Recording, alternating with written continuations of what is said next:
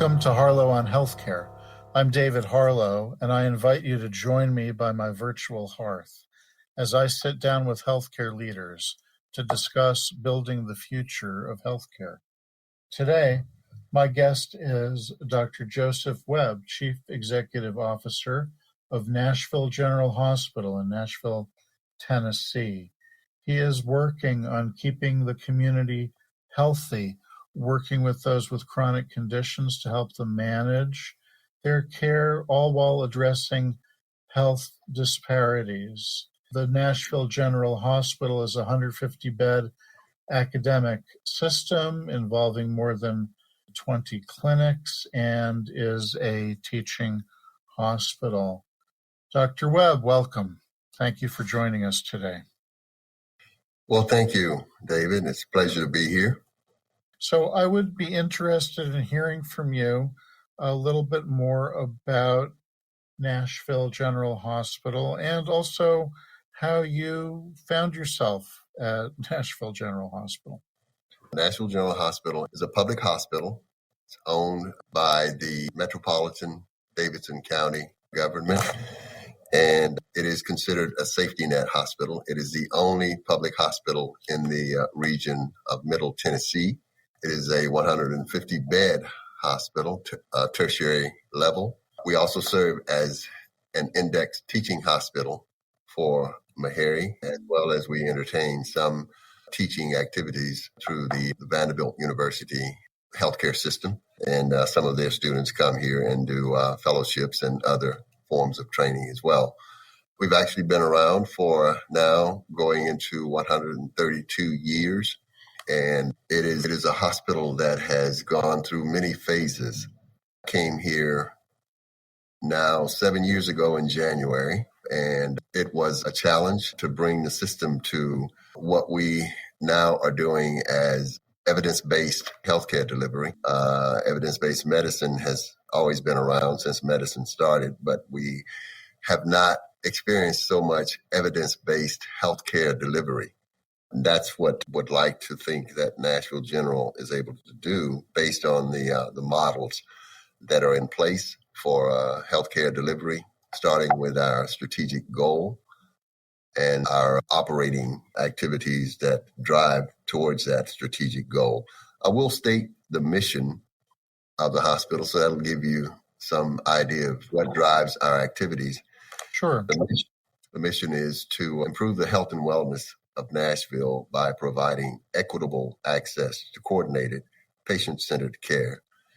And we are, as I said, a teaching hospital. So part of our mission is to teach and train tomorrow's caregivers. And we also participate in research. So translating science into clinical practice is also part of what we do. So that is certainly quite a bit to have on your plate. And it is challenging enough to do any one of those. And I'm wondering where you see the greatest challenge. Is it on the academic side of things, research side of things, or do you see it on the care delivery, care coordination side of things?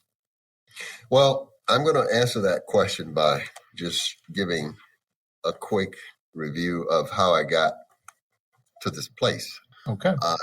Having started my career in behavioral health hospitals, I ran behavioral health hospitals for the first portion of my career, and then transitioned to the acute care setting and went into a private not-for-profit system, the Methodist Labana Healthcare System in Memphis, and remained there for a number of years.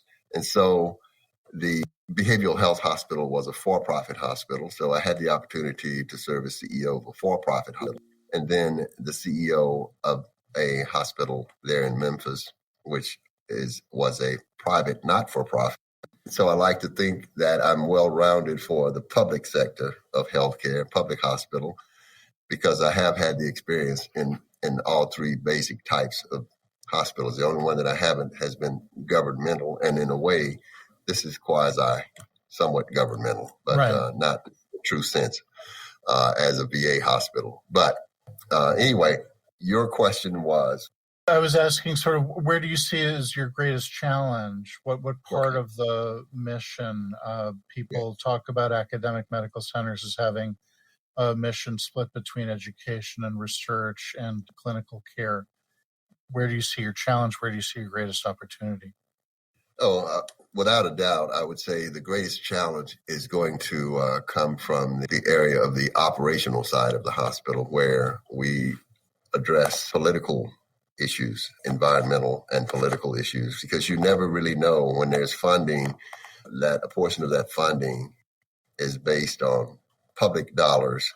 There's always going to be those competing priorities, even though we have moved substantially away from the level of dependency on those dollars as were when I came here. It is still a major challenge for us to, each fiscal year, we're competing for resources as a part of the subsidy for caring for this indigent population, which we don't always in our society, we don't always make that population the highest priority for generating resources to their benefit. So I would say that the operational side and making sure that we're managing the fiscal aspect of the hospital from year to year can be a big challenge. Sure. I think my understanding is that some of the work that you're doing on the operations side and the care delivery in the broadest sense is really focusing on a mix of improving health status, which thereby also reduces acute healthcare costs. And I'm wondering if you could speak to some of the programmatic steps that you've been taking to address health status in the community.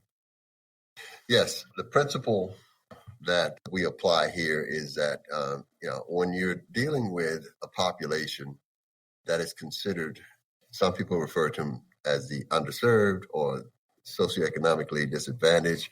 So what we try to do here is to create a balance of the population that we're caring for.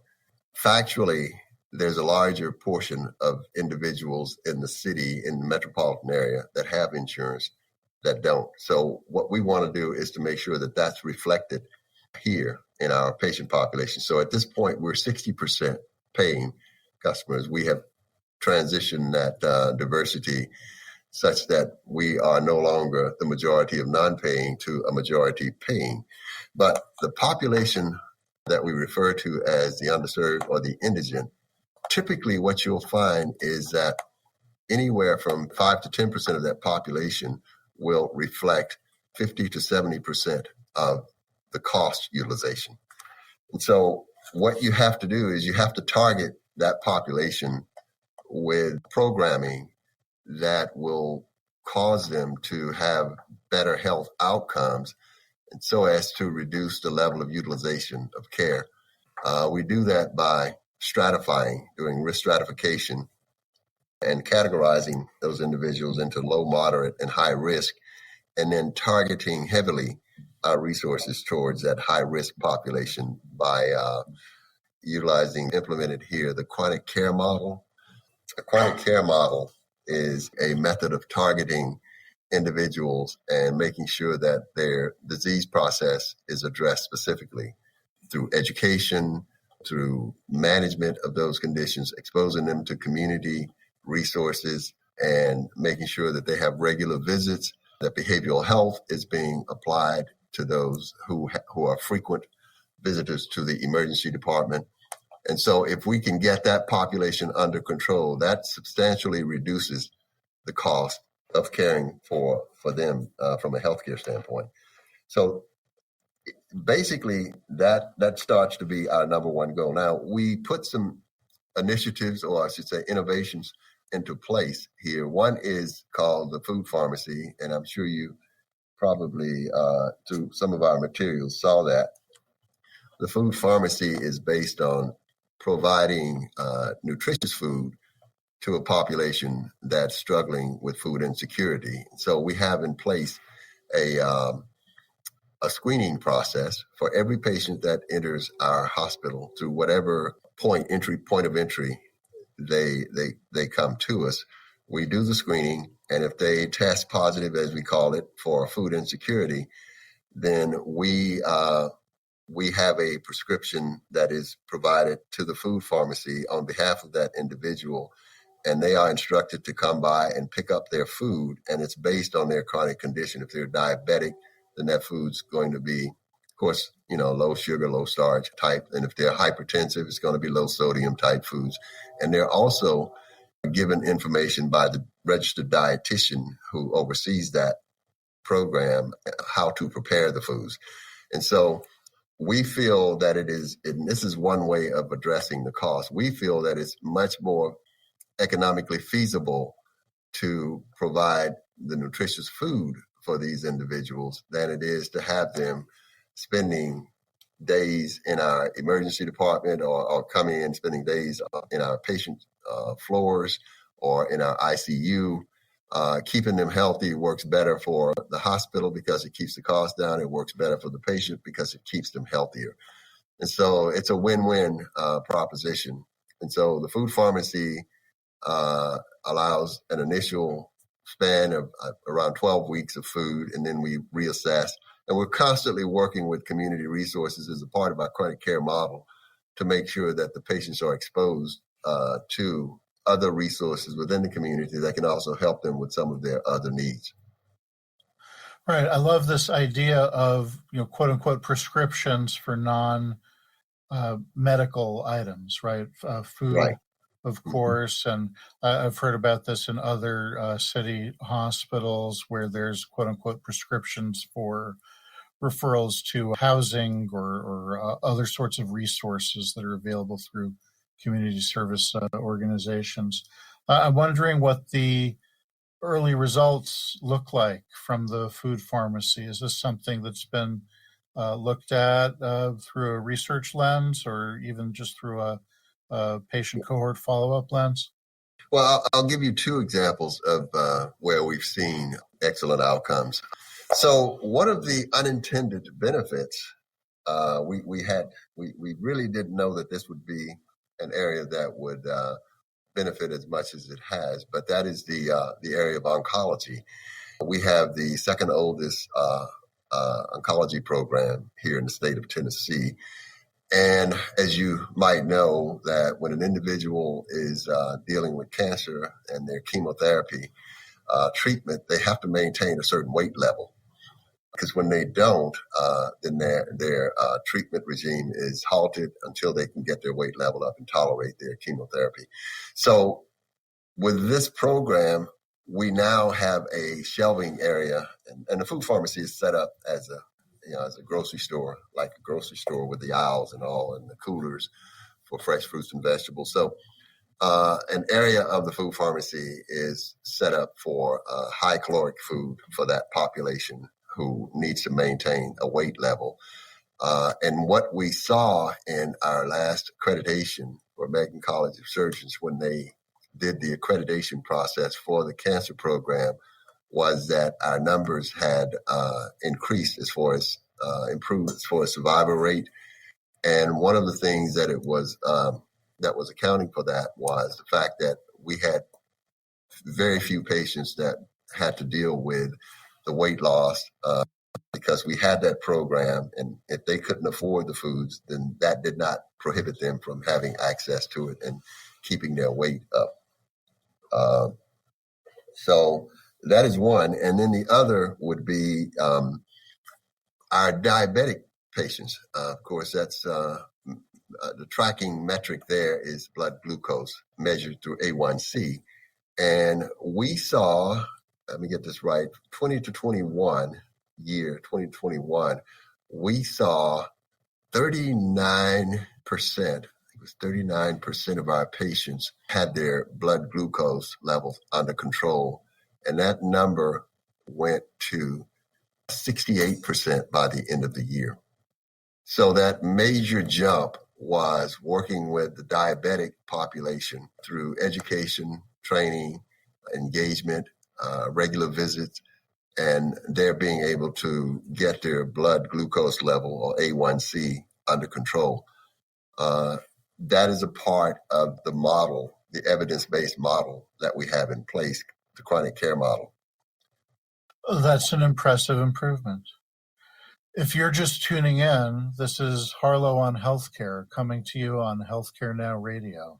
I'm David Harlow, and my guest today is Joseph Webb, Chief Executive Officer of Nashville General Hospital. Joe, I'd like to ask you if you could talk a little bit about being in one of the cities that we think of as a medical mecca in Nashville. I'm sitting in the Boston area, another medical mecca, Athens of America, or whatever other phrase you want to put to it. But you're in a community that has a lot of healthcare going on as well. And I'm wondering how that affects the work that you do, how that affects the community, how that affects the populations that you're dealing with. Well, actually, the truth of the matter is that this is the healthcare capital. If you really look at the contribution to the economy from healthcare and from the healthcare industry, as well as the sheer number of hospitals and hospital-related resources, you can clearly see that it is. Being a small public hospital in this type setting, oftentimes you could get lost in the activities of health. And so what we've had to do is to carve out our role and interact with all of the systems.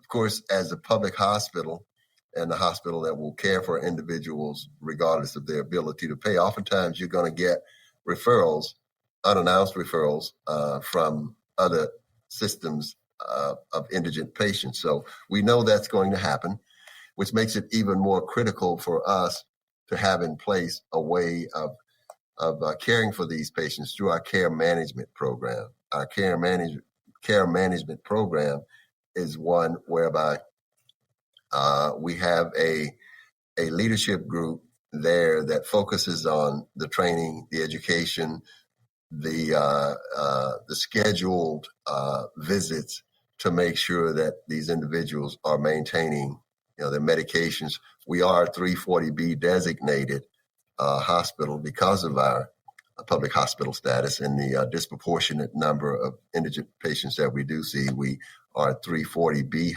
designated hospital, and that is a federal program for pharmaceuticals whereby we can acquire medications at a much reduced rate so that we can also turn those over into prescriptions for our patient populations that cannot afford and otherwise would not have access to those medications. And that, of course, disrupts their care process when they don't. But there are some benefits to being the public hospital in the city where, it's the hospital healthcare mecca.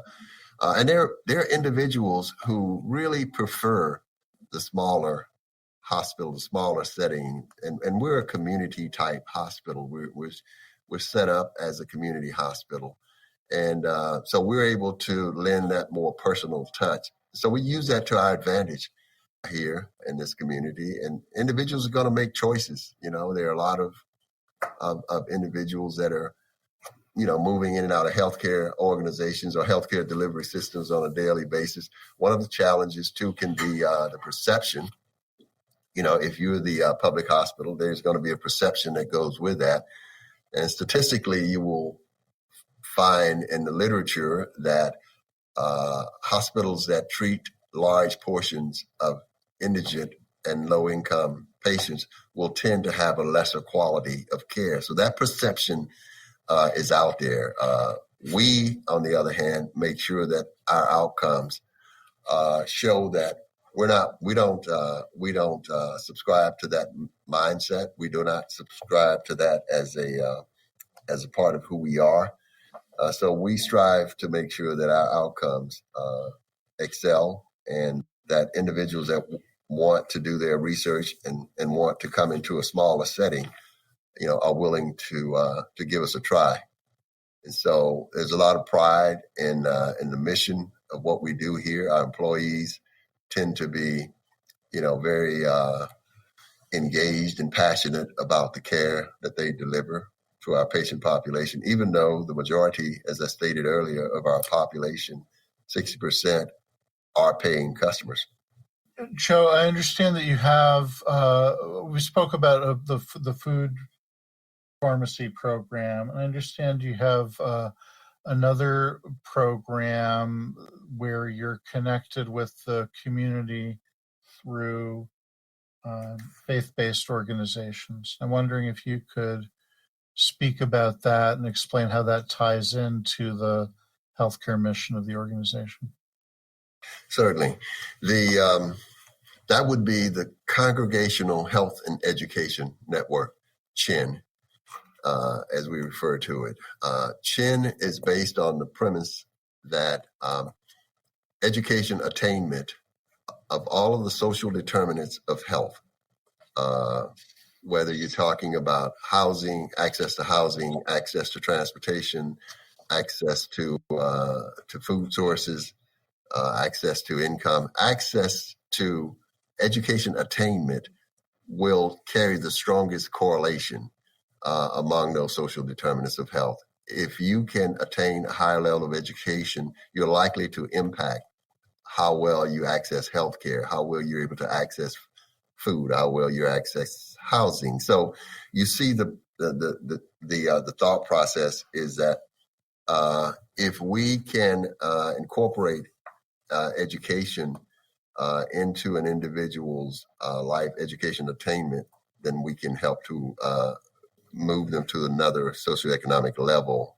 to improve their outcomes. So CHIN then is a 501c3 organization, tax exempt, that has now 106 churches, congregations that are members.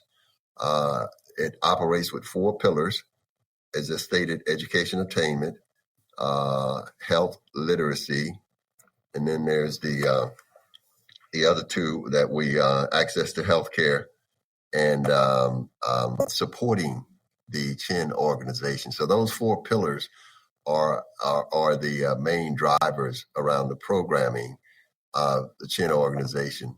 So it connects back to the hospital's evidence-based delivery model and the care management aspect of the hospital. It works intercollaboratively with our healthcare delivery program. So anyone within the church organizations that need healthcare can essentially come into the system and receive whatever inpatient care. And because it is regardless of an individual's ability to pay, we're a public hospital, that's not a barrier. But we also get a number of individuals through our church organizations that are insured as well. And so we believe that through that is you cannot achieve health equity until there is a more equitable distribution of the social determinants of health. And we believe that education attainment can change that distribution of the social determinants of health, because they're largely impacted by your socioeconomic status. I mean, it's affected by your socioeconomic status, and then they are the fundamental causes of health disparities. So it's all connected. So if you're talking about health equity, then we know that in order to get, again, equity in healthcare delivery and equity attainment, you've got to focus on how equitably distributed are those social determinants of health. So that's the essence of CHIN.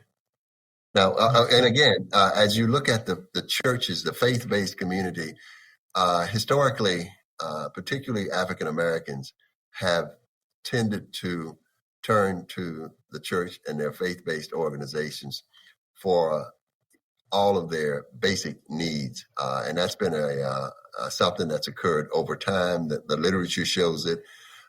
So by doing that, we essentially bring the community into focus of healthcare literacy being one of the key drivers of health disparities.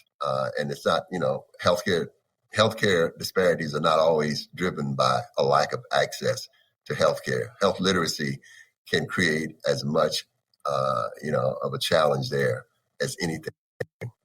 And so it's a broad scope of a spectrum of how we go about addressing the needs of the entire community. But if we've got the faith-based community trusting the system and willing to engage within the system and the programming aspects of the system, then we're going to make a much greater impact on their health outcomes. Terrific. Well, you have a lot of pieces moving together and falling into place here. So to wrap things up, Joe, I want to ask you my final question, which is, if you were to wake up tomorrow and find yourself 5 years in the future, what's one thing in healthcare that you would hope or maybe expect to find has changed drastically?